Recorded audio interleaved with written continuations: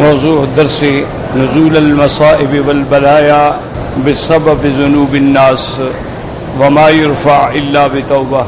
سورة الشورى، تفسیر ابن کثیر. الحمد لله رب العالمين والصلاة والسلام على الحمد لله رب العالمين والصلاة والسلام على أشرف الأنبياء وسيد المرسلين سيدنا محمد وعلى آله وصحابه أجمعين. اللهم صل على سيدنا محمد وعلى آل سيدنا محمد كما صليت على إبراهيم وعلى آل إبراهيم في العالمين إنك حميد مجيد.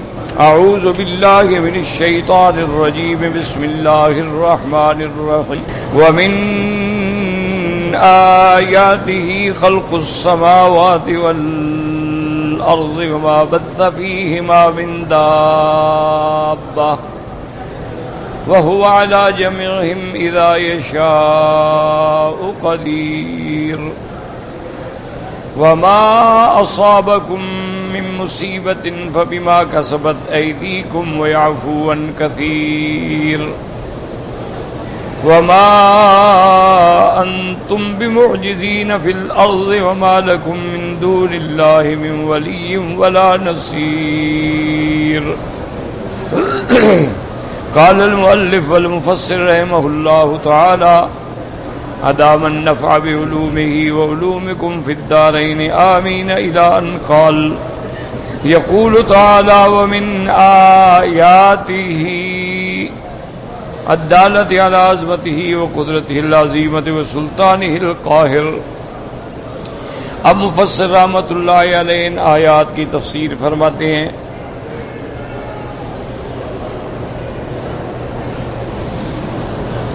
وَمِنْ آیاتِهِ، اور اس کی نشانیوں میں سے ایسی نشانیاں الدالۃ علی عظمتہ، جو اللہ کی عظمت پہ دلالت کرنے والی ہیں اور اس کی قدرت عظیمہ پہ دلالت کرنے والی ہیں اور اس کی سلطنت، اس کے قبضے پہ دلالت کرنے والی ہیں. نشانی کا معنی ہی یہ ہوتا ہے کہ آدمی کو دیکھ کے بات یاد آ جائے. آپ دیکھیں نا، کوئی بندہ کہتا ہے یار یہ بڑا ضروری کام ہے، اس کو کہہ رہے یار اچھا ایسا کرو میرے کپڑے کو گرے لگا دو، جب میں دیکھوں گا نا یاد آ جائے گی. تو نشانی کا معنی ہی یہ ہوتا ہے کہ ان نشانیوں میں غور کرو جو اللہ کی عظمت پہ دلالت کر رہی ہیں، اللہ کی قدرت کاملہ پہ دلالت کر رہی ہیں. خلق السماوات والارض وما بث فیہما من دابۃ، کہ اللہ تبارک و تعالیٰ کے یہ آسمان و زمین کا پیدا کرنا جو ہے اس کی بڑی نشانیوں میں سے ہے. وما بث فیہما من دابۃ ای ذرا فیہما فی السماوات والارض، اور اللہ نے پھر آسمانوں میں اور زمینوں کے اندر اپنی مخلوق کو پھیلایا ہے.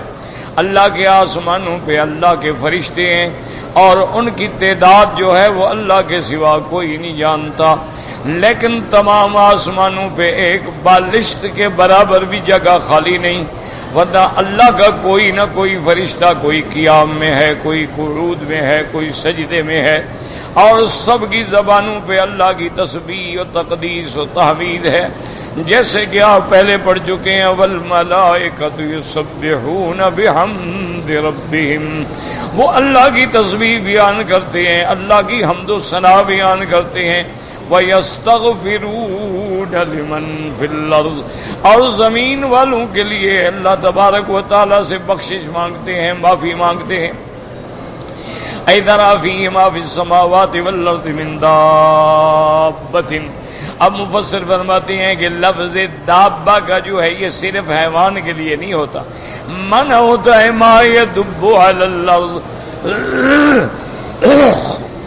ہر وہ چیز جو ذات روح ہے. وہذا یشمل الملائکہ، یہ لفظ جو ہے ملائکہ کو بھی شامل ہے، انسانوں کو بھی شامل ہے، جنات کو بھی شامل ہے.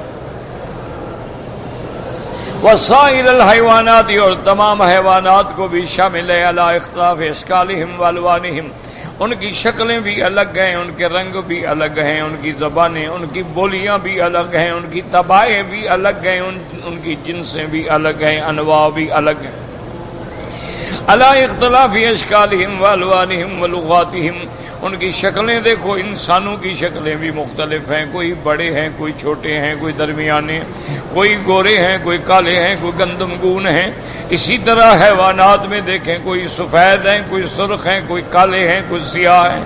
اسی طرح ہر مخلوق کے رنگ بھی الگ ہیں، شکل بھی الگ ہے، بولیاں بھی الگ ہیں، ان کی طبیعت بھی الگ ہے، ان کی جنس بھی الگ ہے، انواع بھی الگ۔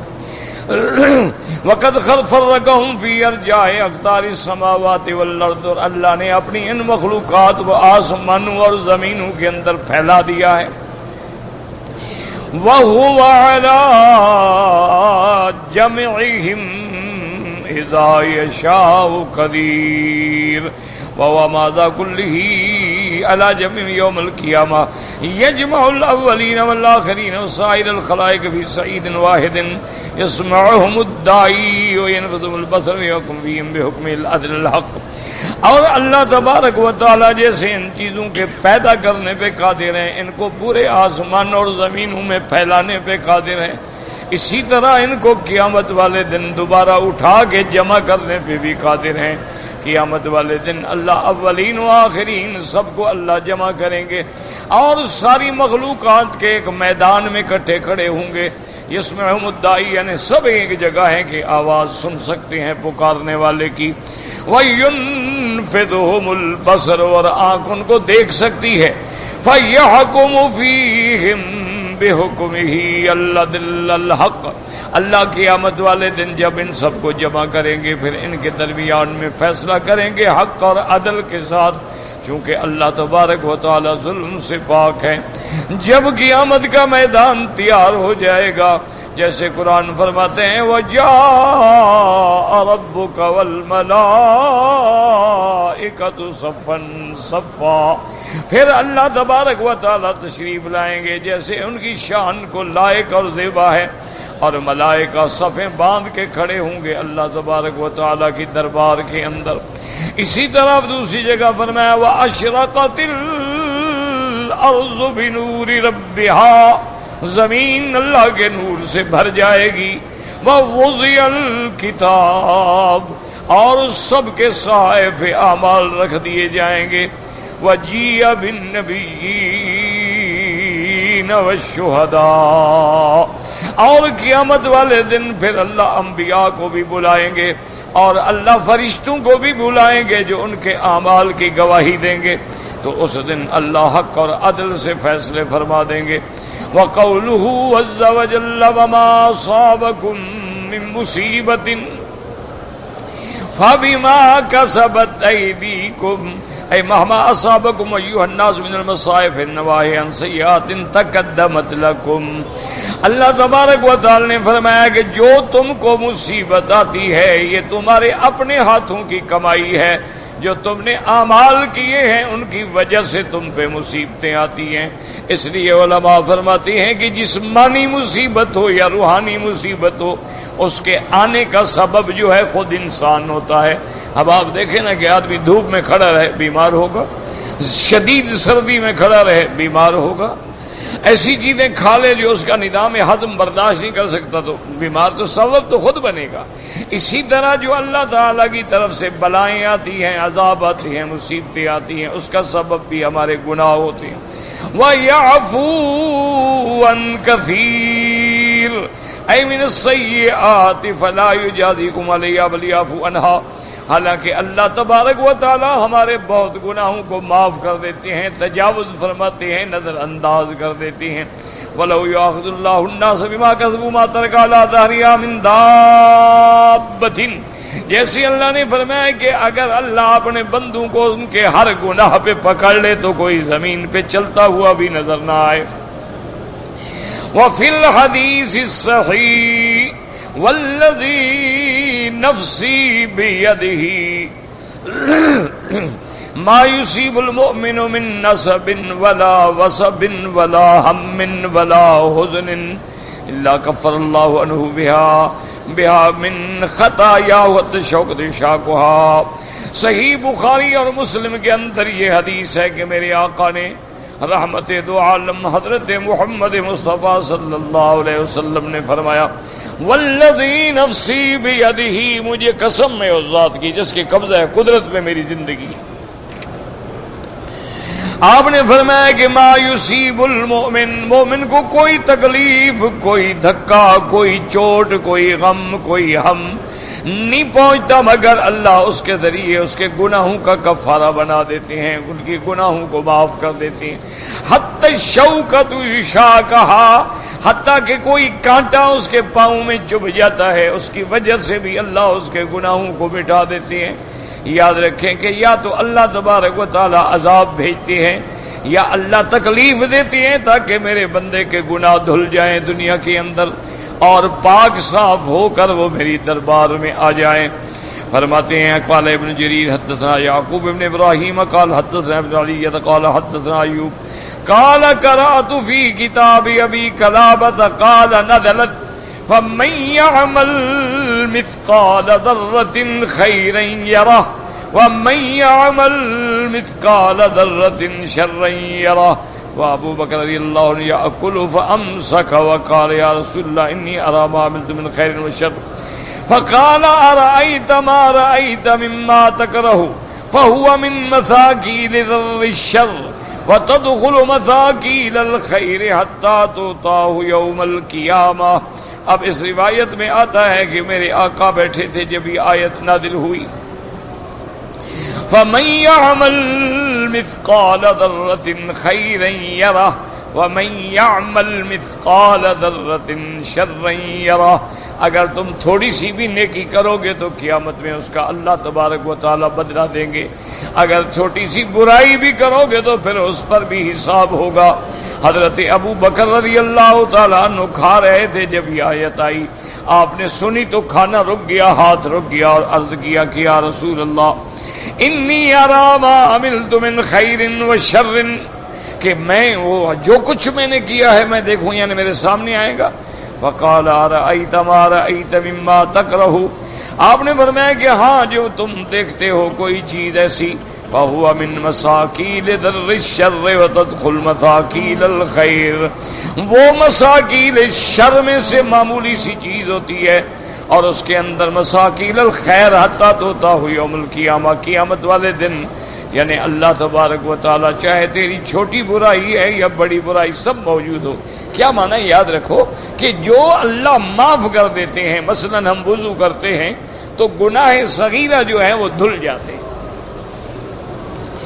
ان الحسنات یذہبن السیئات، کے نیکی جو ہے وہ برائیوں کو مٹا دیتی ہے.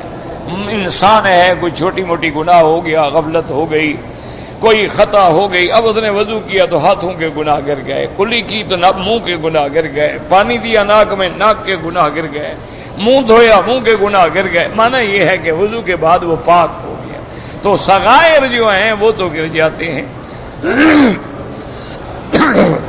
ورنہ ہر چیز محفوظ ہے، لکھی ہوئی.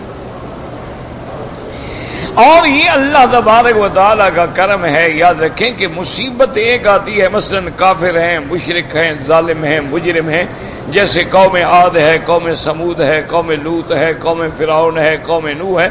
ان پر عذاب آئے ان کے شرک، کفر اور انبیاء کی مخالفت کی وجہ سے، اللہ نے ہمیشہ کے لیے ختم. اور اسی دنیا کے عذاب کے ساتھ دوسرا عذاب شروع ہو گیا. دنیا میں عذاب آیا، اب عالم برزخ میں عذاب، پھر آخرت. ایک ہے کہ بندہ مومن ہے اور گناہ بھی نہیں کرتا ہے، مثلا انبیاء ہیں، اولیاء اللہ ہیں، وہ تو ایک ایک چیز کا خیال رکھتے ہیں، پھر ان پہ تکلیفیں آ جاتی ہیں تو ان کے درجات کو بلند کرنے کے لیے آ جاتے ہیں. تو دونوں میں فرق ہوتا ہے، لیکن دیکھنے والی آنکھ کیسے فیصلہ کرے وہ اسی طرح فیصلہ کرے گی کہ جس پہ عذاب آیا یہ برا ہے یا اچھا ہے. اگر اچھا آدمی ہے تو رفع درجات ہے. المؤمن مبتلن، جتنا بڑا ایمان ہوگا اتنا بڑا ابتلا ہوگا. جتنے بندے ایمان سے دور ہوتے ہیں ان پہ نہیں آتی ہے، لیکن جتنا بندہ ایمان والا ہوتا ہے اس سے اگر ذرا سی بھی غلطی ہو جائے، اب دیکھیں نا، ہم اگر کوئی بات بھول کے کریں تو معافی، کوئی گناہ نہیں، لیکن حضرت آدم علیہ السلام پہ اتنا سخت ابتلا آ گیا، ان کے کپڑے اتر گئے، ان کو جنت سے اتارا گیا، پھر بھی حضرت آدم کو الگ اتارا گیا، بی بی حوا کو الگ اتارا گیا، وہ مدتوں تک اللہ کے آگے روتے رہے، فریاد کرتے رہے، اور بعد کی آدھی بات اتنی تھی کہ بھول گئے، حالانکہ اللہ نے خود قرآن میں فرمایا کہ وَلَقَدْ عَهِدْنَا إِلَىٰ آدَمَ فَنَسِيَ، کہ ہم نے آدم کو جو ذمہ لگایا تھا آدم بھول گیا، تو جب بھول گیا تو بھول پر تو پکڑ ہوتی ہی نہیں، ایک آدمی بھول گیا، نسیان ہے،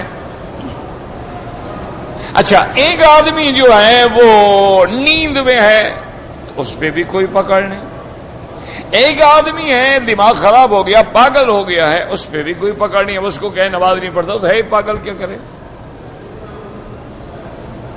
لیکن حضرت آدم کا چونکہ شان اتنی بڑی تھی کہ ان کی بھول پر بھی ان پہ اتنا بڑا عتاب آ گیا کہ اللہ تبارک و تعالی کا خلیفۃ اللہ فی الارض ہے، سب سے پہلا نبی ہے، سب سے پہلا انسان ہے، ابو البشر ہے، سب سے پہلے اللہ نے جس کو جنت میں پیدا کیا اور جنت میں رکھا ہے، لیکن حکم ہو گیا کپڑے اتر گئے، فَطَفِقَ يَخْصِفَانِ عَلَيْهِمَا مِنْ وَرَقِ الْجَنَّةِ، اب جنت کے درختوں کے پتے لے لے کے اپنا بدن چھپا رہے ہیں، اور حکم ہو گیا کہ اتر جاؤ جنت سے، اب جنت سے اتر گئے۔ اچھا پھر اللہ نے بیوی تو دی تھی نا کہ بھی چلو دو ہوں گے، ایک دوسرے سے بات کریں گے، تانیس ہوگی، انس ہوگا، معانست ہوگی، دو آدمی ہوں نا تو بڑے سے بڑا مشکل وقت بھی کٹ جاتا ہے، اکیلا آدمی تو گھبرا جاتا ہے، لیکن جب اتارا گیا حضرت آدم کسی جگہ ہے اور بی بی حوا کسی جگہ، حتیٰ کہ بعض کتابوں میں آتا ہے تو تاریخی بات، اللہ عالم، تاریخی روایات کا اعتبار کوئی نہیں ہوتا، صرف معلومات ہوتے ہیں، اگر بات صحیح ہے تو ٹھیک ہے، غلط چھوڑ دو۔ یہ بھی آتا ہے کہ اول ما نزل آدم فی الہند، کہ آدم علیہ السلام کو ہندوستان میں اتارا گیا۔ اچھا اسی طرح یہ بھی آتا ہے کہ سیدہ حوا جو ہے وہ سراندیپ میں اتاری گئی، اور یہ بھی آتا ہے کہ پھر جب اللہ راضی ہو گیا تو اللہ نے کلمات بھی خود سکھلا دیے، جب راضی ہوتے ہیں نا، اب دیکھیں نا کہ جب کوئی دنیا میں بھی کوئی افسر، کوئی جج، کوئی حاکم راضی ہو جاؤ، کہتے ہیں یار تمہیں درخواست لکھ لینی، یا تو میں ڈکٹیٹ کرا دیتا، اس طرح لکھو، بس اس طرح لکھ کے پھر لے آؤ میرے پاس، تو اللہ جب راضی ہوا فتلقى آدم من ربه بکلمات، اللہ نے خود کلمات سکھا دی، تو اور وہ کلمات کیا ہے ان کا بھی قرآن میں ذکر ہے۔ یہ تو ہمارے بعض لوگ ہیں نا، اللہ رحمت کرے، جو غلو میں آگے بڑھ جاتے ہیں کہ جی آدم علیہ السلام نے سر اٹھایا، عرش پہ حضور کا نام لکھا ہوا تھا، پھر آپ نے حضور کے وسیلے سے دعا مانگی، یہ سب نہ کوئی سیاستہ کی روایت ہے، نہ کوئی حدیث ہے، بالکل ایسی روایات ہیں جن کا کوئی اصل نہیں، کوئی بنیاد ہی نہیں۔ اسی طرح جیسے لوگوں نے بنایا ہوا کہ آدم علیہ السلام نے نام دیکھا پھر انگوٹھے چومے، بالکل من گھڑت روایات ہیں جن کا کوئی اصل ہی نہیں، یعنی سیاستہ میں کسی بھی محدث نے اس حدیث کو نقل نہیں کیا۔ یار کہاں چلا گیا اللہ کا بندہ؟ لا حول ولا قوت، لا حول ولا قوت الا باللہ۔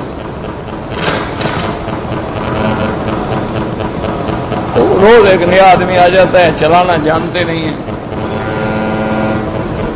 لا حول ولا قوت، دیکھو اس کو کہاں مر گیا ہے وہ،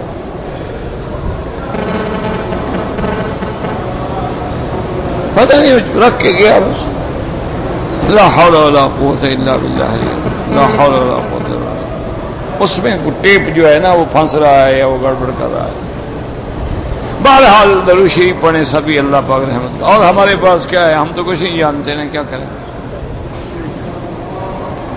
تو اب جناب یاد رکھیں کہ یہ ساری ایسی روایات ہیں میرے عزیز کہ جن کا کوئی اصل ہی نہیں، کوئی بنیاد ہی نہیں۔ جب اللہ کا قرآن ہمیں ایک ایک بات لکھ رہا ہے کہ آدم کو پیدا کیا، آدم کو مٹی سے بنایا، آدم کو پھر اللہ نے مسجود الملائکہ بنایا، آدم اور ملائکہ کا مناظرہ کرایا، آدم علیہ السلام کامیاب ہو گئے، پھر اللہ نے حضرت بی بی حوا کو پیدا فرمایا، پھر ان کو حکم دیا کہ تم دونوں جنت میں رہو، کھاؤ پیو عیش کرو، لیکن ایک درخت کے قریب نہیں جانا۔ یہ سارا قرآن میں، تو انگوٹھے چومنے والی بات رہ گئی، اگر یہ ہوتی یہ بھی قرآن میں آ جاتی۔ یعنی کوئی انسان عقل سے بات سمجھے کہ جس قصے کی ابتدا انتہا ساری قرآن میں ہے، تو اگر یہ انگوٹھے چومنے والا مسئلہ کو اتنا بڑا ضروری تھا تو اللہ نے قرآن میں بیان نہیں کیا، بعد میں مولوی گئے ڈھونڈ کے لے آئے۔ اچھا، اللہ کے نبی آدم علیہ السلام نے حضور کا نام دیکھا، عرش پہ لکھا تھا، آپ کے واسطے سے دعا مانگی، نہ قرآن میں ہے نہ حدیث میں ہے، مولوی عرش پر پہنچ گئے، دیکھ کے آ گئے۔ اب کیا کرے آپ؟ انا للہ و انا الیہ راجعون۔ یاد رکھو، یہ محبت نہیں ہوتی ہے، اللہ کے نبی پہ جھوٹ بولنا جو ہے، حضور نے فرمایا وہ آدمی اپنا جہنم میں اپنے ہاتھوں سے ٹھکانہ بنا لے کہ میری ذات پہ جھوٹ بولتا ہے۔ اور حضرت آدم علیہ السلام کی جو توبہ قبول ہو رہی ہے، جب اللہ کے قرآن نے کہہ دیا ہے، پر وہ کون سا بڑا جاہل ہوگا کہ قرآن کو چھوڑ کے کہے نہیں جناب فلاں کتاب کے حاشیے پہ لکھا ہے۔ وہ خدا کے بندے، جب قرآن آ گیا بات ختم ہو گئی۔ اب دیکھو نا، قرآن نے کہہ دیا کہ میرا مدنی محمد مصطفیٰ خاتم النبیین ہے۔ اب اگر دنیا میں کوئی بڑے سے بڑا آدمی حضور کی ختم نبوت کا انکار کرے گا وہ کافر ہوگا، کہ قرآن کہتا ہے کہ ما کان محمد ابا احد من رجالکم ولکن رسول اللہ وخاتم النبیین۔ اللہ کے قرآن نے فرما دیا کہ میرے مدنی کی نبوت جو ہے کائنات کے ہر انس و جن کے لیے ہے کہ یا ایھا الناس انی رسول اللہ الیکم جمیعا۔ اب اگر کوئی کہے کہ نہیں جناب حضور تو عرب کے نبی تھے، وہ تو مکے والوں کے نبی تھے، وہ تو مدینے والوں کے نبی تھے، بس مکے کے ارد گرد جو آبادیاں ہیں ان کے نبی تھے، وہ سارے عالم کے لیے تو نبی نہیں تھے، تو قرآن کا منکر ہے، وہ کافر ہے۔ اللہ نے نص میں کہہ دیا وما ارسلناک الا رحمۃ للعالمین۔ اللہ نے نص میں فرما دیا کہ میرا مدنی آپ دونوں کو خطاب کریں گے، یا معشر الجن والانس۔ ایک بات واضح ہو گئی، اللہ کے قرآن نے فرما دیا کہ محمد مصطفیٰ کے صحابہ جو ہیں وہ کافروں کے مقابلے پہ سخت ہیں، آپس میں مہربان ہیں، بس بات ختم ہو گئی۔ اب یہ تو جاہلوں کا کام ہے نا کہ ان کی لڑائیوں کو دیکھتا رہے، ماں باپ کی لڑائی ہو جاتی ہے، باپ بیٹے کی لڑائی ہو جاتی ہے، گھر میں نہیں لڑائیاں ہوتی، میاں بیوی کی لڑائی ہو جاتی ہے۔ اس سے بڑی لڑائی ہے کہ حضرت موسیٰ رسول ہے، کلیم اللہ ہے، اولو العزم من الرسل ہے، اپنے بھائی کی داڑھی پکڑ لی۔ یعنی آج بھی دیکھو یہ عام آدمی تو نہیں ہے نا موسیٰ علیہ السلام، وہ تو رسول ہیں، اولو العزم من الرسل ہیں، لیکن اللہ کی توحید کے معاملے میں مشرکوں کے شرک کو دیکھ کے اتنا غصہ آیا کہ بھائی کی داڑھی پکڑ لی، اور بھائی روتا ہے، یا وہ کہتا ہے لا تاخذ بلحیتی ولا براسی۔ اب میرے بھائی کیا کر رہے ہو، میری داڑھی پکڑ، دنیا کو ہنسانا چاہتے ہو، تم نے کیوں نہیں کنٹرول کیا؟ اس نے کہا میں سختی کرتا، آپ کہتے کہ تم نے بنی اسرائیل میں 2 پارٹیاں بنا ڈالی ہیں، میں کیا کرتا؟ تو اللہ تبارک و تعالی نے یہ سارا واقعہ قرآن میں لکھ دیا ہے۔ تو لڑائیاں تو 2 بھائی اور دونوں پیغمبر ہیں، دونوں نبی ہیں، ان میں بھی لڑائی ہو گئی۔ اللہ کے پیغمبر ہیں حضرت یوسف علیہ السلام، اور بعض علماء کہتے ہیں ان کے باقی بھائی بھی نبی ہیں۔ نبی نہ بھی ہوں تو نبی کی اولاد تو ہیں، باپ نبی ہے، بھائی نبی ہے۔ حضرت یعقوب نبی ہیں، یوسف نبی ہیں۔ ان کی اتنی بڑی دشمنی ہو گئی کہ اپنے بھائی کو جا کے زندہ کنویں میں پھینکا ہے۔ اب اتنی بڑی عداوت ہے کہ بندہ جا کے بھائی کو کنویں میں پھینک دے۔ اچھا پھر جناب دیکھ رہے ہیں، اور جب وہ کافرے پر نکالا پھر آ گئے، اور نہیں یہ تو ہمارا غلام ہے۔ انہوں نے کہا بیچو گے؟ ہاں بیچیں گے۔ تو چند ٹکے لے کے، چند کھوٹے پیسے لے کے بھائی کو بیچا ہے۔ مقصد تو تھا کہ دور ہو جائے نا، ابے کو نہ ملے۔ تو یہ تو ہو جاتا ہے۔ اگر صحابہ میں لڑائی ہو گئی ہے تو وہ بھی برابر کی شان کے لوگ ہیں، ان کا مقام ہے، عظمت ہے۔ ایک طرف علی ہیں، ایک طرف عائشہ ہے، ایک طرف علی ہیں، ایک طرف معاویہ ہیں، ایک طرف علی ہیں، ایک طرف عبداللہ ابن زبیر ہیں۔ تو یہ تو بڑے لوگ ہیں۔ اور پھر اللہ نے یہ بھی فرما دیا کہ میرا مدنی، میں تیرے سارے صحابہ سے راضی ہو گیا۔ اس لیے علماء کا یہ متفق علیہ فیصلہ ہے کہ دونوں صحابہ جو کہ لڑائی ہوئی ہے، کلاہما فی الجنت، وہ دونوں جنت میں جائیں گے۔ یہ ہمارے والی لڑائی نہیں ہے جو ہم مسلمان کو مار رہے ہیں۔ وہ تو اجتہادی خطا تھی کہ حضرت بی بی عائشہ فرماتی تھی عثمان ان کا قصاص لے لو، حضرت علی فرماتے تھے مجھے مہلت دے دو، میرا کنٹرول مستحکم ہو جائے، میں پھر بدلہ لوں گا۔ دونوں کو صلح بھی ہو گئی، رات کو دشمنوں نے لڑائی کرا دی، تو اس میں تو دونوں کا کوئی ارادہ ہی نہیں، وہ تو لڑنا چاہتے ہی نہیں۔ تو اس لیے ہمیشہ یاد رکھیں کہ جو بات، ہمیشہ ایک اصول یاد رکھو، جس بات پہ قرآن آ جائے اس پر دوسری بات کرنے والا کافر ہو جاتا ہے۔ جس بات پہ میرے مدنی پاک کی حدیث ہو، صحیح ہو، صریح ہو اور غیر معارض ہو، یعنی حدیث صحیح بھی ہے، صریح بھی ہے، اور اس حدیث کی کوئی معارض بھی نہیں ہے، اس کے انکار سے بھی بندہ کافر ہو جاتا ہے۔ لا حول ولا قوت الا باللہ۔ کوئی تنیتا، ہاں جی کیا؟ کسی کا موبائل ہوگا ساتھ، موبائل ٹیلی فون ہو تو بند کر دو، اس کی وجہ سے ڈسٹرب ہو رہا ہے۔ کسی کا نہیں ڈھیلے کی بات نہیں ہے، موبائل کی وجہ سے بھی ہو جاتا ہے۔ بہرحال لوگ ماشاءاللہ وہ طواف میں موبائل سنتے رہتے ہیں نا، مولوی مکی کی تقریر کا کیا ہے، وہ تو طواف بھی کر رہے ہیں موبائل پہ۔ اچھا آج کیا کھانا پکایا ہے؟ اچھا وہ بس روٹی جلدی جلدی گرم کرو، میں بس جان چھڑا کے ابھی نکلتا ہوں۔ کیا تماشا ہے، کوئی عبادت تھوڑی ہے ہماری۔ یعنی آپ آج ابھی عشاء کی نماز میں دیکھ لیں، لوگ نماز کے لیے کھڑے ہوں گے نا، دیکھ لیں کوئی یہاں کھڑے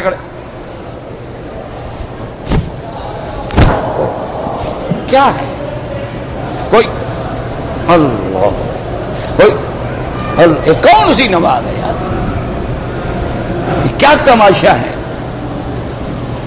یعنی مسلمانوں کو ابھی تک نماز پڑھنے کا طریقہ بھی نہیں آیا کہ ہم نے ہاتھ کیسے کھڑے کرنے ہیں کہ ہاتھوں کا رخ کعبے کی طرف ہو، اور یہ جو ہے دائیں ہاتھ کی یہ جگہ جو ہے اس ہڈی کے اوپر ہو، یعنی ابھی تک ہاتھ باندھنا بھی نہیں آیا مسلمانوں کو۔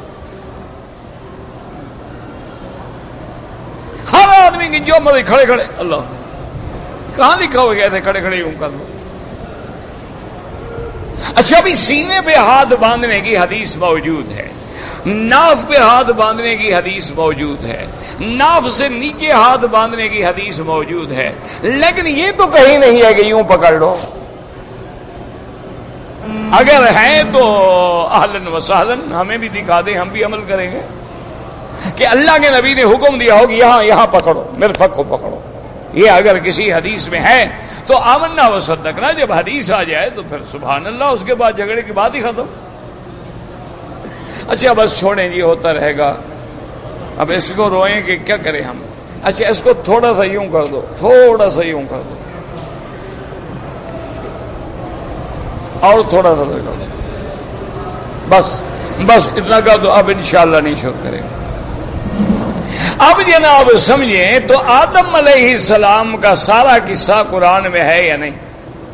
اچھا، خود قرآن نے کہہ دیا کہ ہم نے ان کو کلمات سکھائے ہیں کہ اب ان سے درخواست کرو گے تو ہم توبہ قبول کر لیں گے. جب قرآن موجود ہے تو پھر جناب قصے بنانے کہ آپ نے نام پڑھا تھا اور نام دیکھا تھا، آپ نے انگوٹھے چومے تھے اور آپ نے حضور کا واسطہ دیا تھا، پھر اللہ نے دعا مانگی، اللہ نے فرمایا کہ تم نے اب میرے محبوب کا واسطہ دے دیا ہے، اس کو تو میں رد نہیں کر سکتا، لہذا تمہاری دعا قبول کرتا ہوں، اللہ معاف کرے. پتہ نہیں اتنا بڑا جھوٹ جو ہے محمد مصطفیٰ کی جرت کیسے کرتے ہیں بولنے کی. اللہ کے قرآن نے لکھ دیا ہے کہ ہم نے آدم و حوا کو کون سی دعا، ربنا ظلمنا انفسنا وان لم تغفر لنا وترحمنا لنکونن من الخاسرین. انہوں نے کہا ہے ہمارے رب، ہم نے اپنے جانوں پہ خود ظلم کیا، خود زیادتی کی، تیری نعمتیں، تیری جنت، تیری عطا کے باوجود ہم نے تیرے حکم کی خلاف ورزی کی ہے، لیکن اگر آپ نہ بخشیں، آپ رحم نہ کریں، پھر ہم تو گھاٹے والوں میں سے ہو جائیں گے.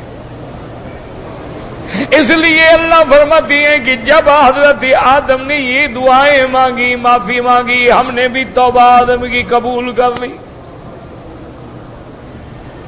کیوں؟ انہ هو التواب الرحیم، وہ سب سے بڑا توبہ قبول کرنے والا، مہربانی فرمانے والا رب ہے. جب آدم نے توبہ کر لی تو اللہ تبارک و تعالی نے بھی توبہ قبول فرما لی. یاد رکھو، جہاں قرآن کی آیت آ جائے یا میرے مدنی پاک کی حدیث ہو، حدیث بھی صحیح ہو، یاد رکھ لو، اور صریح ہو یعنی واضح ہو، غیر معارض، جس کے مقابلے پہ دوسری حدیث بھی نہیں ہے، یعنی اس کی مخالف حدیث بھی نہیں ہے. اچھا، کبھی ابھی ایسا بھی ہوتا ہے کہ دو حدیثیں آ جاتی ہیں. جب دو حدیثیں آ جاتی ہیں تو پھر یاد رکھیں یہ محدثین کا کمال ہے، یہ علماء کا کمال ہے. وہ محنت کرتے ہیں کہ پہلی حدیث کون سی ہے اور دوسری حدیث کون سی ہے، پھر وہ دیکھتے ہیں جو آخر میں ہے وہ پہلے کے لیے ناسخ ہو گئی ہے، یعنی وہ پہلا حکم ختم ہو گیا، اب آخری حکم چلے گا. جیسے حضور کی صحیح روایات ہیں کہ مکے میں بھی حضور بیت المقدس کی طرف نماز پڑھتے رہے، اور جب مدینہ منورہ میں تشریف لے گئے تو 17 مہینے تک بیت المقدس کو نماز پڑھی. یہ ساری حدیثیں موجود ہیں. لیکن پھر اللہ نے حکم دے دیا فَوَلِّ وَجْهَكَ شَطْرَ الْمَسْجِدِ الْحَرَامِ. اب جب حکم آ گیا تو وہ پہلی روایات جو ہے، وہ پہلے احکام سارے ختم ہو گئے. آج اگر کوئی آدمی بخاری شریف کھول لے اور کہے جناب یہ لکھا ہے حضور بیت المقدس کی طرف نماز پڑھتے ہیں، حدیث میں تو لکھا ہے، لیکن یاد رکھیں کہ اس کا معنی ہے وہ دھوکہ دے رہا ہے. کیونکہ جب حکم آ گیا ہے قرآن میں تو پہلا واقعہ ہونا الگ بات ہے، لیکن آخر حکم کیا ہے فَوَلِّ وَجْهَكَ شَطْرَ الْمَسْجِدِ الْحَرَامِ. اسی طرح حضرت ابن عباس فرماتے ہیں کہ پہلے قرآن جب پڑھا جاتا تھا لوگ بھی پڑھتے تھے، اگر امام قرآن پڑھتا تھا پیچھے مقتدی بھی پڑھتے تھے، لیکن جب اللہ نے حکم نازل کر دیا فَإِذَا قُرِئَ الْقُرْآنُ فَاسْتَمِعُوا لَهُ وَأَنصِتُوا، جب قرآن پڑھا جائے سنو اور چپ کرو، تو پھر سب نے پڑھنا چھوڑ دیا. بس اب آخری حکم آ گیا، بات ختم. اب کوئی پہلے والی حدیث نکال کے دکھاتا رہے تو دھوکہ ہے. اب حدیثوں میں موجود ہے کہ صحابہ نے شراب پی، اب حدیث میں موجود ہے کہ سیدنا حمزہ رضی اللہ تعالیٰ عنہ شراب پی رہے تھے، نشے میں اٹھ کے حضرت علی کی اونٹنی کو ذبح کر دیا. اب کوئی یہ حدیثیں نکال کے دکھائے بھی صحابہ شراب پیتے ہیں. سیدنا حمزہ ام رسول اللہ نبی کا چاچا ہے، شراب پیتا ہے، اور جناب دیکھو وہ پیتے ہیں تو پھر ہم کیوں نہ پیئیں. تو ہم کہیں گے یہ اللہ کے نبی سے دھوکہ کر رہا ہے. یہ اس وقت کی حدیثیں ہیں جب شراب حرام نہیں ہوا تھا. اس کے بعد اللہ نے حکم دے دیا کہ حرم علیکم الخمر والمیسر. میرا مدنی آج کے بعد آپ کی امت پہ شراب حرام، جوا حرام، بتوں پہ جا کے پھالیں نکالنا حرام، بتوں کے نام پہ تقسیم کرنا حرام. یہ سب پلید چیزیں ہیں، رجس ہیں، شیطانی کام ہیں. اپنی امت کو ہمیشہ کے لیے منع کر دو.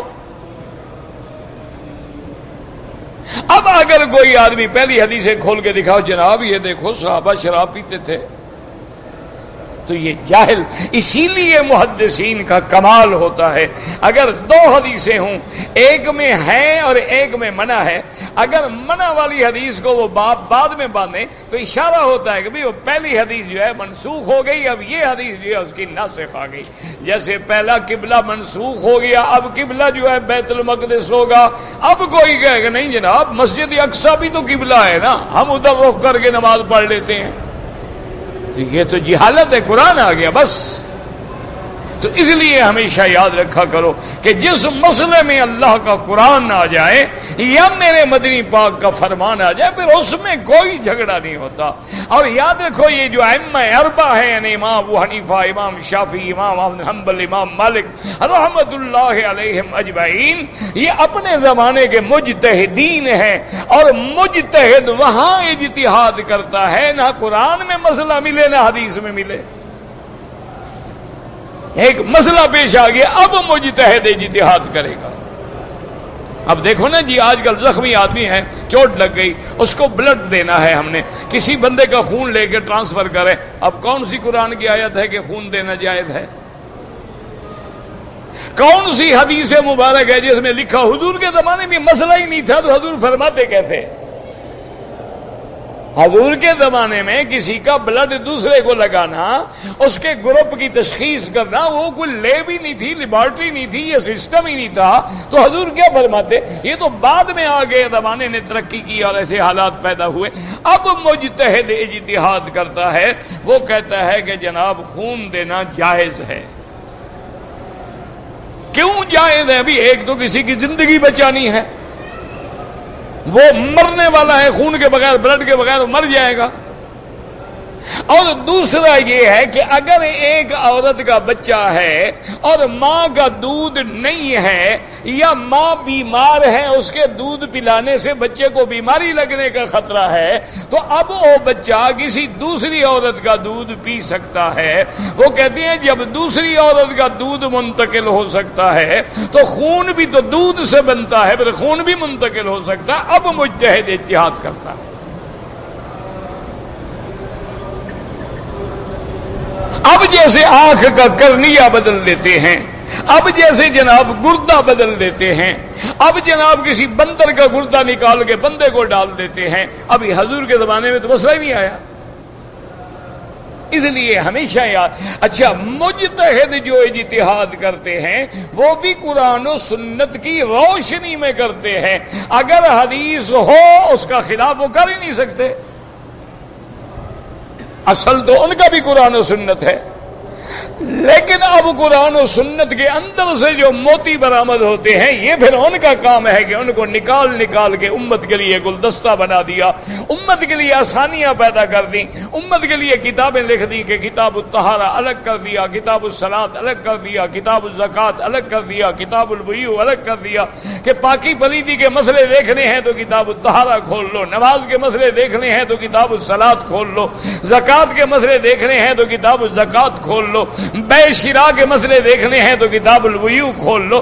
تو یہ ان کا امت پہ احسان ہے کہ انہوں نے قرآن و حدیث کی روشنی میں بڑے بڑے اجلہ علماء کو بٹھا کر ایک ایک لفظ پہ بحث کر کے امت کے لیے گلدستے تیار کر کے رکھ دیے.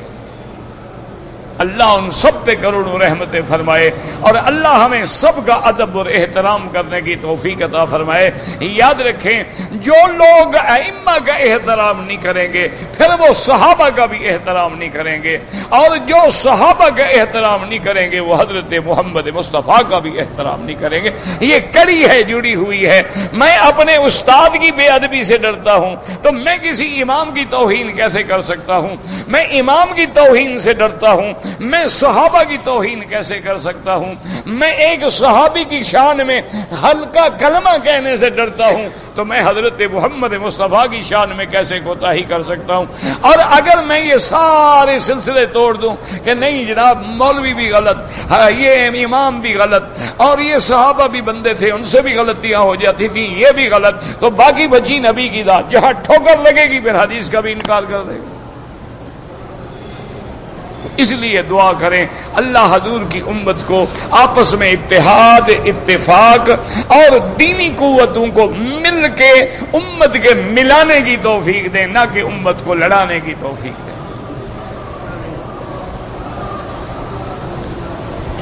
اور تو آپ بھی اور میں بھی کچھ نہیں کر سکتے، لیکن ایک درخواست ہے کہ ہر مسلمان جب موقع ملے رات کو، دن کو، کعبے میں طواف میں، تہجد میں پاکستان کے لیے دعا کریں۔ ملک بے انتہا خطرے میں ہے۔ یہ تو قدرتی بات ہوتی ہے نا، جو کرسیوں پہ ہوتے ہیں وہ تو کہتے رہتے ہیں نا سب اچھا سب اچھا سب ٹھیک ہے، لیکن حالات بے انتہا خراب ہیں۔ پوری کفر کی پوری قوتوں نے فوکس کر لیا ہے کہ بھائی بس یہ مسلمان واحد طاقت ہے جن کے پاس ایٹمی قوت ہے، کسی طرح حالات ایسے پیدا کر دو، ایسے حالات، ایسا انتشار کہ پتہ بھی نہ لگے اور ان کو اڑا۔ انا للہ و انا الیہ راجعون۔ ہر مسلمان حرمین الشریفین کے لیے پوری دنیا، کفر کی جتنی دنیا ہے نا، ان کے آنکھوں میں کانٹا جو ہے یہ ملک ہے۔ کیوں؟ یہاں قرآن کا قانون ہے، محمد مصطفیٰ کی حدیث کا قانون ہے، ہر محکمے میں علماء ہیں، قاضی ہیں، عدالت ہے، فقہ ہے، قرآن ہے، حدیث ہے۔ ہر وزارت میں آپ جا کے دیکھ لیں، آپ کو اللہ توفیق دے، ہر گورنر آفس میں آپ جا کے دیکھ لیں، جب اذان ہوگی گورنر مسجد میں کھڑا ہوگا اور صف اول میں کھڑا ہوگا۔ جب اذان ہوگی ان کا ہر منسٹر جو ہے وہ صف اول میں کھڑا ہوگا۔ رمضان المبارک میں آ کے دیکھ لیں کہ بادشاہ سے لے کر بادشاہ ہیں، وزراء ہیں، شہزادے ہیں، شہزادیاں ہیں، جتنی رائل فیملی ہے سب کے سب اللہ کے حرم میں بیٹھے ہیں، روزہ ہے، صلاۃ تراویح ہے، اور پھر 20 رکعتیں تراویح پڑھ کے پھر تہجد کی بھی 10 رکعتیں پڑھنی ہیں۔ یعنی آپ یقین کریں کہ ان کا معمول یہ ہوتا ہے کہ وہ عصر کی نماز کے بعد شہزادے شہزادیاں جتنے سب حرم میں آ جاتے ہیں اور افطار کریں گے 2 کھجور سے اور پانی اور قہوے کا پیالی، اور گھر نہیں جائیں گے، وہ بیٹھے رہیں گے، عشاء پڑھیں گے، تراویح پڑھیں گے، پھر جائیں گے اپنے بنگلے پہ۔ اب جا کے رات کو 12 بجے کے پہلے کھانا کھائیں گے، وہی سحری ہے، وہی افطار ہے، اس کے بعد پھر اللہ کے حرم میں آ جائیں گے، صبح اشراق پڑھ کے نکلیں گے۔ تمہارا تو سپاہی نماز نہیں پڑھتا، تمہارا تو تھانے دار نماز نہیں پڑھتا، تمہارا تو مجسٹریٹ نماز نہیں پڑھتا، اور ان کو اگر کہو بھی وہ کہتے ہیں یار مولویوں کی نماز ہے کہ تم کوئی ٹھیکیدار ہو یار دین کے۔ ہاں جی بالکل ٹھیک ہے، ہم تو ٹھیکیدار نہیں ہیں، لیکن اللہ جو فرماتا ہے کہ نماز پڑھو، نبی جو فرماتا ہے نماز پڑھو، اور نبی فرماتا ہے جو ایک نماز نہ پڑھے وہ کافر ہے۔ امام احمد ابن حنبل رحمۃ اللہ علیہ کا فتویٰ ہے کہ اگر میاں بیوی میں دونوں میں ایک بے نماز ہے، وہ کہتے ہیں بے نماز کافر ہے، اس کا نکاح ختم ہو جاتا ہے، اس کے بعد جو اولاد ہوگی وہ زنا کی اولاد ہوگی۔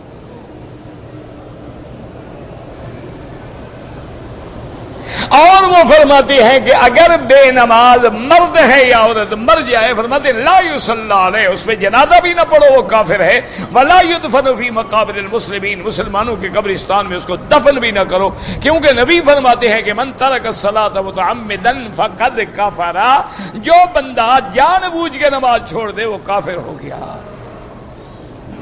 یہ تو باقی ائمہ ہے جو کہتے ہیں فاسق ہے، فاجر ہے، ورنہ امام احمد بن حنبل، شیخ الاسلام ابن تیمیہ، شیخ الاسلام ابن القیم، ابن رجب حنبلی، ابن حزم ظاہری، یہ اتنے بڑے بڑے قداور علماء وہ تو کہتے ہیں ایک نماز عمدن چھوڑنے والا کافر ہے۔ وہ کہتی ہیں کہ ایک آدمی عمرے پہ آیا، ایک نماز چھوڑ دی، وہ کہتے ہیں عمرے کا کوئی دھیرے کا فائدہ نہیں، عمرہ مسلمان کے لیے ہوتا ہے، کافر کے لیے تھوڑا ہوتا ہے۔ تو اب دیکھ لو ہمارے کیا حالات ہیں۔ اسی لیے جتنے حنابلہ کے بڑے بڑے لوگ تھے ان سے اگر کوئی آگے مسئلہ پوچھتا کہ جناب میرا ابا مر گیا ہے، میں ابے کی طرف سے حج بدل کرنا چاہتا ہوں، تو وہ پہلے پوچھتے تھے تمہارا ابا نمازی تھا؟ وہ کہتے ہیں جی نماز کبھی پڑھتا تھا کبھی، نہیں، پھر حج نہ کرو، کوئی فائدہ نہیں۔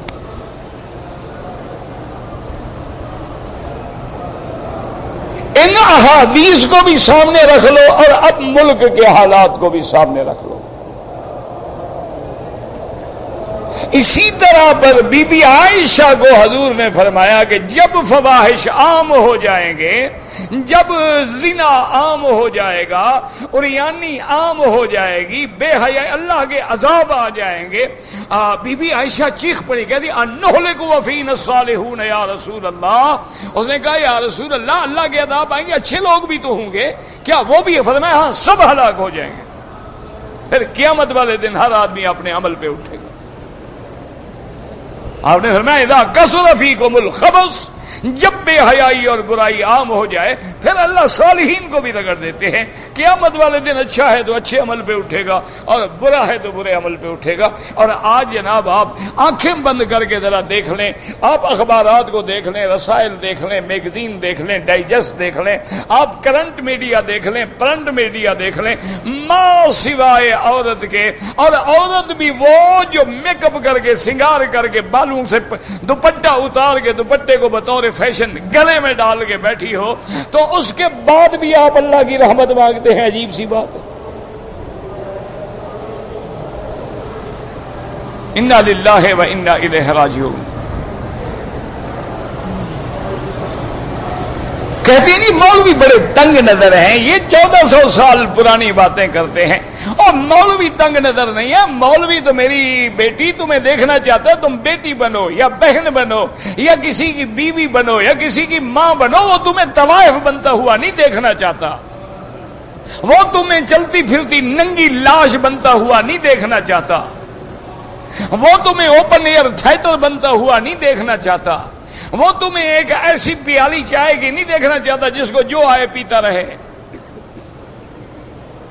وہ کہتے تم تو ملکہ ہو، تمہارے لیے تو اللہ نے عزت کا مقام بنایا ہے۔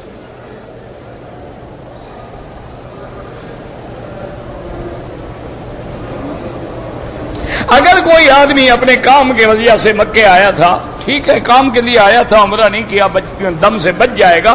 افضل یہ ہے کام کے لیے آئے یا نام کے لیے آئے، جب میقات سے آئے احرام باندھ کے آئے۔ مکہ پورے میں جہاں بھی نماز پڑھو 1 لاکھ ملتا ہے۔ ہمیں آدم کی اولاد کیوں کہتے ہیں؟ ابا جو آدم ہے، تم نہیں بننا چاہتے ہو نہ بنو، کوئی زبردستی ہے؟ کیا خیال ہے تمہیں؟ اگر اپنے ابا سے چڑ ہے تو چھوڑ دو، کوئی اور بنا لو، کوئی نام بتاؤ، پھر کس کے بیٹے بنو گے؟ حضور تو فرمائے کلنا بنو آدم، ہم سب آدم کی اولاد ہیں، وآدم من تراب۔ یہ نبی کا فرمان ہے، تمہیں پسند نہیں تو کوئی باپ ڈھونڈ لو دوسرا، کوئی مسئلہ نہیں، ہمیں تو کوئی تکلیف نہیں۔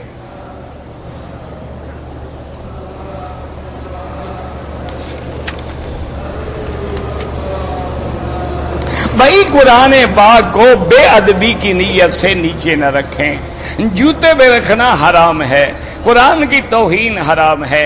لیکن میں نے بتایا تھا کہ یہاں کے لوگ جو ہیں ان کی نیت بری نہیں ہوتی، وہ سمجھتے ہیں قالین بھی ہے، قرآن کی جلد بھی ہے، ہم نے اس کو نیچے نہیں رکھا، تو کسی کی نیتوں پہ حملہ نہ کیا کرو۔ ہاں اگر اس نے نعوذ باللہ توہین کیا، پھر پڑھے کیوں؟ پھر ایمان ہی کیوں لائے؟ وہ تو ہر وقت قرآن پڑھتے ہیں، جو تم چومنے والے جو ہو، تمہیں تو نصیب ہی نہیں ہوتا پڑھنا۔ میں نے عمرے کے ارکان پورے کر لیے، حلق نہیں کرائی تھی، کپڑے پہن لیے، لیکن 15 منٹ پہ یاد آیا حلق کرا لی، کوئی جرمانہ نہیں۔ عورتیں اگر نماز مسجد میں موجود ہیں تو جنازہ پڑھیں گی، گھر سے جنازہ پڑھنے کے لیے نہیں آئیں گی۔ عصر کی نماز کے بعد اگر مسجد عائشہ جائیں تو نفل نہیں پڑھیں گے عمرے کے، صرف نیت کر کے آ جائیں۔ ہم عمرے کے لیے آئے تھے، آتے ہوئے تھک گئے، ہوٹل میں سو گئے، پھر ہم نے غسل کیا، بعد میں عمرہ کیا۔ اگر غسل کیا تھا خوشبو والے صابن سے تو ایک بکری دم پڑ گئی۔ حج کے دوران میں عمرہ کوئی ضروری نہیں، آپ حج افراد کا احرام باندھ کے آ جائیں، نہ کریں عمرہ۔ میں نے 5 عمرے کیے تھے، پہلے حلق کرواتا رہا، چھٹا عمرہ جب میں نے کیا تو پھر میں نے ٹک لگوائے۔ جب 5 دفعہ اس طرح پھر گیا تھا، ٹک کس کو لگوائے؟ چمڑا کاٹا تھا، پھر بھی آپ کو اس طرح پھروانا تھا، نہیں پھروایا، اس طرح بھی پھرواؤ اور دم بھی ادا کرو۔ شوہر کو بیوی نے کہا کہ میری طرف سے عمرہ کرے، کوئی حرج نہیں، کہا ہے تو کر لے، نہیں کرے گا تو گھر بھی تو جانا ہے نا۔ بہرحال آپ دعا کریں، اگر میرے درس سے کسی کو فائدہ ہوتا ہے اللہ قبول فرمائے۔ عورتوں کے لیے آپ لاؤڈ اسپیکر کا انتظام کرائیں، میں نے کہا ہے کہ دعا کرو اللہ منتظمین کے دل میں یہ بات ڈال دے اور انتظام ہو جائے۔ اگر حجر اسود کے سامنے 6 فٹ کا کوئی کیرل پتہ نہیں کیا لگا دیا جیسے، انشاءاللہ پھر یہ طواف بھی نہیں ہوگا، لوگ اسی کیرل سے ٹکرا کے مرتے رہیں گے۔ بہرحال آپ اپنی تجویز لے کے یہاں کی وزارت حج اوقاف کو بھیج دیں۔ زمزم کا پانی پینے سے پہلے بھی دعا جائز ہے، پینے کے بعد بھی دعا جائز ہے۔ زیادہ تر صحابہ پانی پینے کے بعد دعا کرتے تھے کہ اور پہلے بسم اللہ الرحمن الرحیم، ہر سانس پہ الحمدللہ، جب پی لے تو اس کے بعد یہ ہے کہ الحمدللہ الذی اطعمنا و سقانا، اور اس کے بعد حضرت ابن عباس جو دعا فرماتے تھے اللہم انی اسألک علما نافعا ورزقا واسعا وشفاء من کل داء۔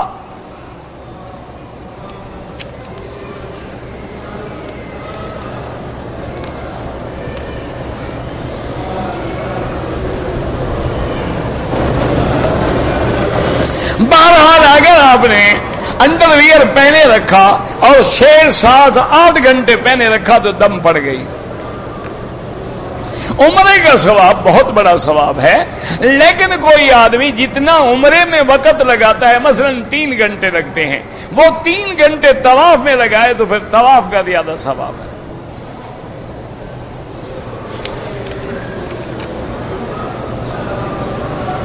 کہتے جی کہ اگر اسلامی بینک کے ذریعے میں گاڑی لے لوں، میرا بھائی اسلامی بینک کا طریقہ یہ ہوتا ہے کہ وہ گاڑی خود خریدیں گے، پھر آپ کو گویا کرائے پر دے دیں گے، تو وہ جائز ہے، کوئی مسئلہ نہیں، کیونکہ وہ گاڑی ان کا ملک ہو گئی۔ اب وہ چاہے آپ کو بیچ دیں، چاہے آپ کو کرائے پہ دے دیں، اور قسطیں بنا دیں گے، اتنا اتنا جمع کراتے رہو۔ شیئر جو ہے نا ایکسچینج میں، وہ یہ دیکھنا پڑے گا کہ شیئر کس کمپنی کے ہیں۔ اگر ایک کمپنی جو ہے وہ شراب بیچتی ہے، تم نے اس کے شیئر خریدے ہیں تو حرام ہے۔ اگر ایک کمپنی ہے سیمنٹ بناتی ہے، فولاد بناتی ہے، لوہا بناتی ہے، وہ جائز ہے، اس کے خرید سکتے ہو۔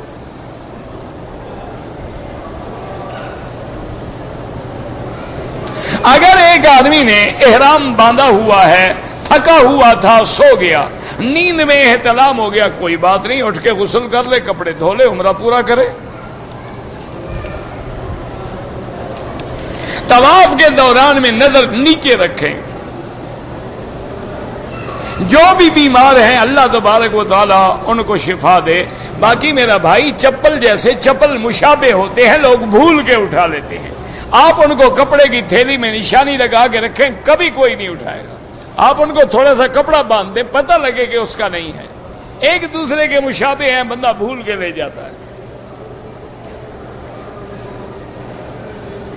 قرآن پاک جو ہے کسی مثلا حمام میں، لیٹرین میں، بیت الخلاء میں پڑھنا منع ہے۔ اسی طرح قرآن سجدے میں، رکوع میں بھی پڑھنا منع ہے۔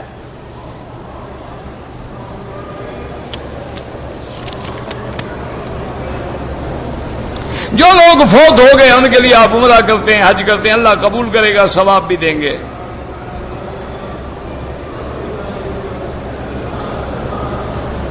بہرحال جس کے ساتھ نکاح حرام ہو وہ محرم ہوتا ہے، اگر نکاح حرام نہ ہو تو وہ محرم نہیں ہوتا، خود بخود نہیں بندہ محرم بن جاتا، جیسے آج کل ایجنٹ بنا دیتے ہیں تمہاری یہ محرم ہو گئی وہ اس کا محرم، یہ بالکل حرام ہے۔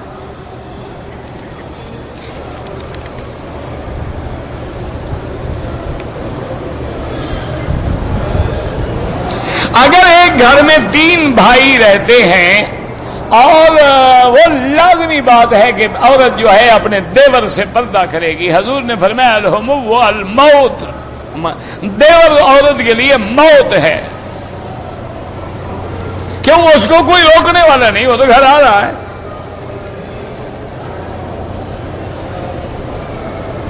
اگر آپ نے پہلی دفعہ اس طرح پھروایا، دوسری جگہ تقریباً 3-4 جگہ پر میں نے ریزر پھروایا، اگر چوتھے حصے پہ اس طرح پھر گیا ٹھیک ہے، ورنہ دم دینی ہوگی۔ بالوں میں خضاب لگا سکتے ہیں لیکن سیاہ نہ ہو۔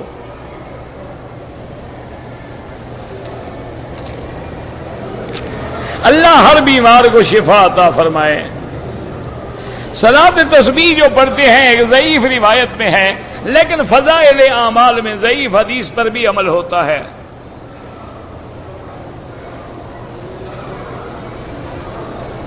بہرحال آپ مدرسے کے مدرسین کی تنخواہ جو ہے وہ زکوٰۃ سے نہیں دے سکتے، آپ مدرسوں والوں کو بھیج دیں پیسے کہ یہ زکوٰۃ کے ہیں، پھر وہ جانتے ہیں کہ اس کو کیسے خرچ کرنا ہے۔ نماز کے لیے گردن میں رومال نہ لٹکائیں، سر پہ ہو پھر لٹکا رہے تو وہ صدر نہیں ہوتا، یوں گردن میں لٹکانا جو ہے یہ صدر ہے اور منع ہے۔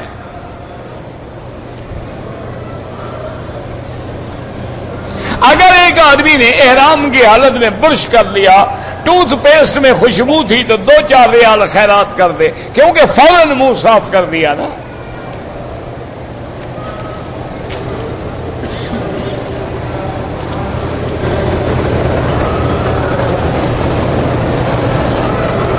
بہرحال صفا مروہ کے بعد بال کٹوانے ہیں، جہاں جگہ ملے کٹوا لو، توبہ توڑ دیتے ہو پھر بھی توبہ نہ چھوڑو، کرتے رہو، ابھی دروازہ بند نہیں ہوا۔ اگر کوئی عورت پینٹ وغیرہ پہنتی ہے اپنے خامد کو دکھانے کے لیے، خامد کو دکھانے کے لیے تو نہ بھی پہنے تو جائز ہے، پینٹ پہننے کا مسئلے کی پوچھنے کی ضرورت کیا ہے؟ نہ خامد یعنی انگریزی لباس میں دیکھ کے بیوی کو خوش ہوتا ہے، محمدی لباس میں خوش نہیں ہوتا، بڑا ذلیل آدمی ہے کوئی۔ یعنی بیوی کو تم انگریزی لباس میں دیکھ کے خوش ہوتے، محمد مصطفیٰ کی بیویاں پینٹ پہنتی تھی، انا للہ و انا الیہ، اور ویسے حضور ہمارے محبوب ہیں۔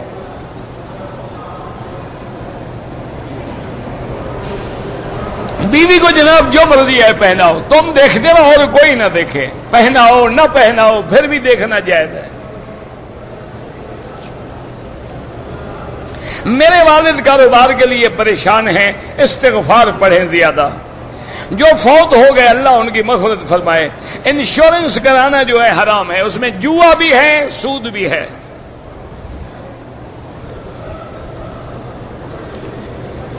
اب جناب اتنا بڑا لمبا چوڑا یہ تو پھر میں فارغ ہو کے پڑھوں گا، ابھی تو نہیں پڑھ سکتا۔ مرنے کے بعد 40 دن قرآن خوانی یہ بدعت ہے، کوئی ثابت نہیں، اپنے گھر میں پڑھو، دعا کرو۔ اگر ایک آدمی ہے اسکول میں ماسٹر ہے، پڑھاتا نہیں ہے، فرضی حاضری لگا کے تنخواہیں لیتا ہے، اس کے پیچھے نماز ہو سکتی ہے۔ پیچھے کون سے بایزید بستامی ہیں، جیسا امام ویسے ہم، نماز تو ہو جاتی ہے، لیکن ایسے لوگوں کو امام نہیں بنانا چاہیے جو چور ہوں۔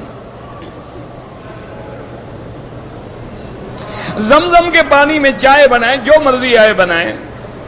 سائی کا طریقہ یہ ہے، صفا سے شروع کرو، مروہ پہ ختم کرو، سبز لائٹوں کے درمیان تیز تیز چلو، دوڑنا منع ہے۔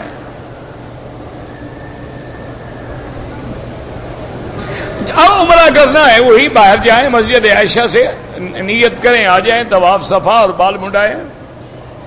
طواف کے دوران میں نماز کا وقت ہو جائے چھوڑ دیں، پہلے نماز پڑھیں، نماز ختم کر کے طواف مکمل کریں۔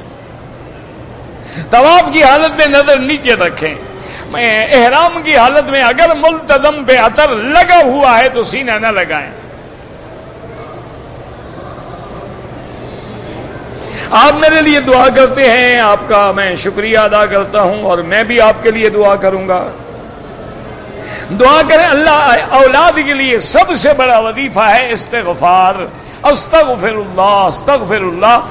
میاں بھی بیوی بھی کم از کم 1000 دفعہ روزانہ پڑھیں پڑھیں پڑھیں پڑھیں پڑھیں پڑھیں پڑھیں پڑھیں پڑھیں پڑھیں پڑھیں پڑھیں پڑھیں